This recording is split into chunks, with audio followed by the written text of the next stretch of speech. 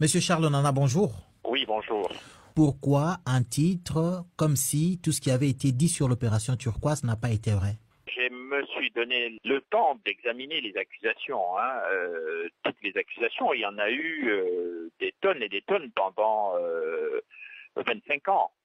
Et mon objectif était de les examiner parce que tout le monde a pensé que ces accusations allaient de soi ou qu'elles étaient évidentes. Et donc, je me suis rendu compte en les examinant qu'elles n'allaient pas de soi. Citons deux accusations par exemple. On a par exemple dit, les autorités rwandaises, plusieurs ONG et même un officier français ont dit que les militaires de l'opération turquoise avaient décidé d'exfiltrer les membres du gouvernement intérimaire vers le Zaïre, et on ne voit ni quand, ni comment, ni qui sont les personnes qui avaient été exfiltrées. Deuxième accusation, on dit par exemple aussi que les militaires de l'opération turquoise ont livré des armes à des miliciens ou à des forces gouvernementales rwandaises au moment de la tragédie de 1994, au Zaïre encore, et on ne vous dit pas qui du côté français a livré les armes, on ne vous dit pas quel jour les armes ont été livrées, et on ne vous dit pas quels sont les milices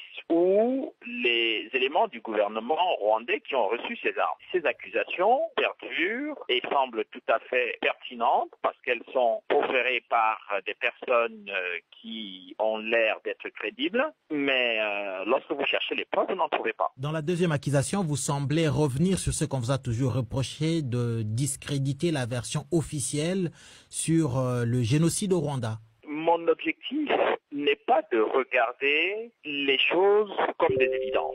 25 ans après les événements, il était quand même temps que les gens prennent le temps de réfléchir, d'examiner froidement, de façon non passionnée, sans travestir les faits, sans éluder les faits, même les plus dérangeants. J'ai voulu comprendre exactement ce qui s'est passé. Ce qui est terrible, c'est que on ne veut pas comprendre les causes de ce qui s'est passé. On vous dit simplement qu'il y a eu des massacres et que sur ces massacres-là, il y a certaines populations qui en ont été victimes. Vous avez exploité plus de 40 000 pièces.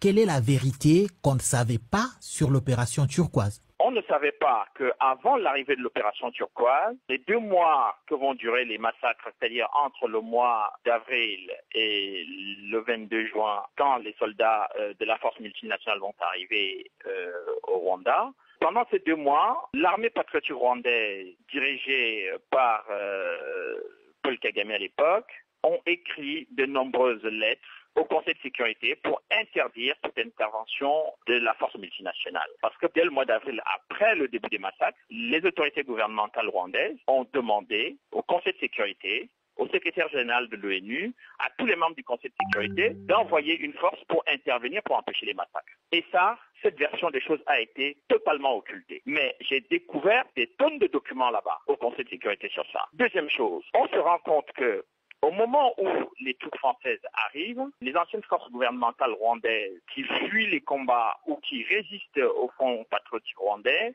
eh bien, vont se diriger vers le Zaïre sous la pression militaire.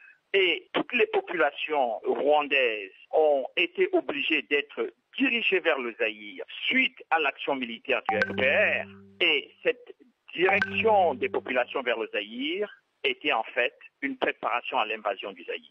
Les gens ont donc pensé que ce qui se passait vers le Zaïre était la conséquence de la tragédie rwandaise, mais en réalité, c'était la préparation de l'invasion de ce qui va devenir plus tard la République démocratique du Congo. Et c'est ce que vous qualifiez de la part d'ombre d'une campagne d'accusation? C'est exactement cela, la part d'ombre d'une campagne d'accusation, parce que toutes les accusations qui sont faites ont vocation à dissimuler tout ça. Charles Onana, je vous remercie.